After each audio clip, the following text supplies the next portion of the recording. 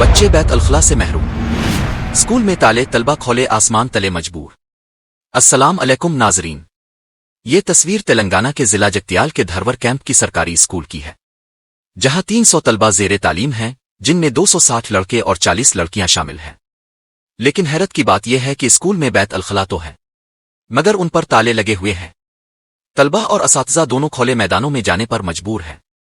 School کا بیت الخلا، جو سرکاری دفاتر سے آنے والے افراد استعمال کرتے ہیں، اسی وجہ سے مقفل کر دیا گیا ہے۔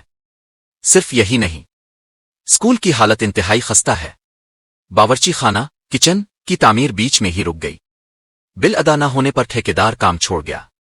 14 اساتذہ کی جگہ صرف 9 موجود ہے۔ فزیکل ایجوکیشن ٹیچر پی ای ٹی تک موجود نہیں۔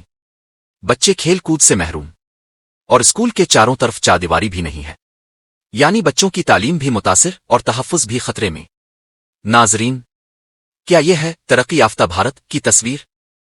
کیا تعلیم کے حق سے بچوں کو یوں محروم رکھنا انصاف ہے؟ اپنی رائے کمنٹس میں دیجیے، اور اگر آپ چاہتے ہیں کہ اردو زبان کا وقار اور سچائی کی آواز بلند ہو تو ہمارے چینل کو ضرور سبسکرائب کریں۔